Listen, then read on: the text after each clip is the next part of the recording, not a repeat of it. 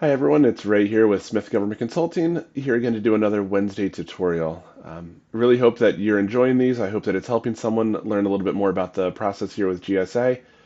For me, it's been really good just kind of highlighting some of these things that I do too many times a day to count. So that said, let's dive into the new FCP's product file. If you're not yet in the FCP, definitely check with your GSA Contract Specialist. Take a look at when you're going to be making that switch. It is really good to be away from the SIP program, and that's exactly what FCP will do for you. A few different templates that you're going to be using. The product file is the biggest one. So today we're going to take a quick overview of what that product file is. So this one is a copy that I downloaded fresh from FCP this morning. It is a blank product file. So this is what we would use if we're doing an add product mod. So a couple things we're going to notice, there's a products tab. This is the one that we're going to spend the majority of our time here in. Then we also have some options, accessories, and quantity volume discounts. For today's purpose, we're not going to be adding any of those, but we do want to make sure that we come in here and delete them. Do bear in mind that, as you can see, the template is defaulted that there are some rows hidden. So we're just going to delete that and then delete that one. And the same thing here because we're not going to be including them. And then we're going to come over here and spend our time in the product tab. You'll notice there's two different ways that we can do this. There's a base product or an accessory. For today's example, we're going to be doing a base product, so I'm going to delete the accessories. Now here's where the one thing I don't quite like about the product file, it doesn't have all of the fields that the old price proposal has. One of the main fields missing here is the discount that you're offering to your MFC and to GSA. So for that reason, I actually keep mine here. I start over in a modified version of the price proposal. So for today's example, we're going to be adding one of my all-time favorite shows, the A-Team. So the SIN here is going to be 5191M. We have our manufacturer name, part numbers, UPC, name, descriptions. Remember, your descriptions are limited to 1,000 characters. So I just put in a quick formula to let me know as I'm writing in the description how long that cell is. Once I hit that 1,000 characters, I know I need to make some changes. This is going to be an each. We're not going to have any green or recycled. Our commercial list price is going to be $49.99. We have our MFC filled out at a 5% discount. And as you can see, GSA already put these formulas in here for us so that we calculate our price automatically. GSA at a 10% discount. Now we know we have a 5% difference between our MFC and our GSA price. That is really important if you're not a TDR vendor. You do want to monitor that pretty closely. And then our GSA price.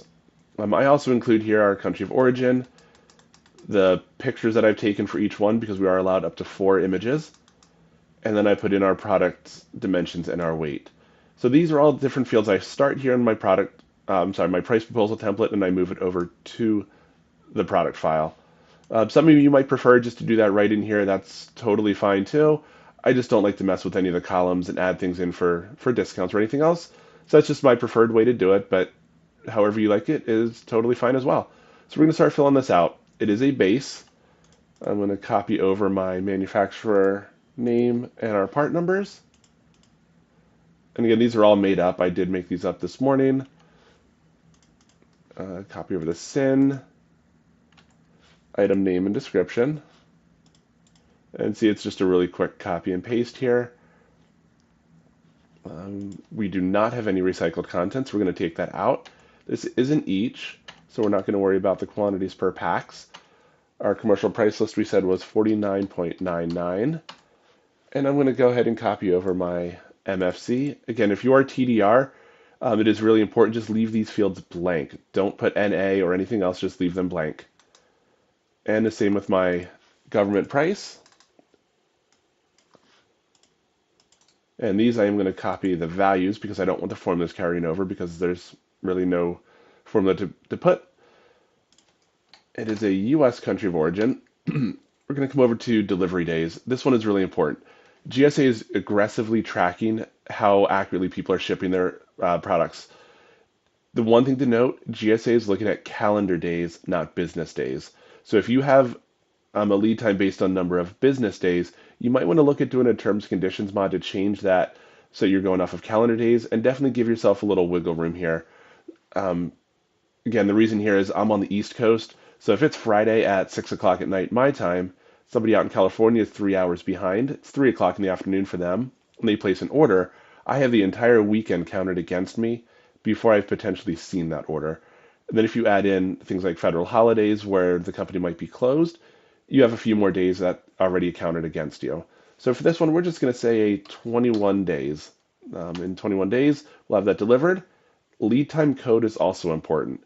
So we want to go from the date of the PO receipt. So that would be AE. So we're going to change that to AE.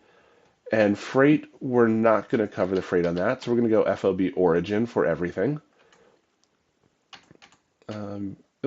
We do have a UPC on this one. I was actually able to find it on good old Amazon this morning. So the same thing, we're going to paste that value into there. Whoop. Every now and then you do find that GSA does not have the right formatting, so we're going to change that to a number with no decimal points. And now you can see my UPC fits perfectly. We are not putting this on sale at the moment, so those will be blank. And my photos, I'm going to copy and paste those from my second monitor over here. Now those are all in. Your product URL, this can point to your own website. A lot of people put this as a government sales specific portion. So for mine, I'm going to use one of my favorite websites. Definitely head over there, check that website out. Warranty period, I'm going to cover this for 1 month. So I'm going to add in a 1, and then my drop down, 1 month. And because I do have my dimensions, I'm going to put those in. I have 0.7, 7.5, 5.4, and those are in inches. So we're going to use the drop down here again in inches. And then my weight is 1.33 pounds. And these fields here, we're going to delete those because they're not applicable to this particular example. So now what we have is the product file filled out to add in the complete box set of the A-Team seasons 1 through 5. This will then get uploaded through the FCP, and then you will receive what's called a C&P, Compliance and Pricing Report. And next week we'll go over what that report looks like and how to navigate through that. But that is all we have on the product file. There are obviously a lot more things that you can do with this. If you have any other questions, feel free to reach out. I'd love to talk to you about it. Thanks a lot. Happy selling.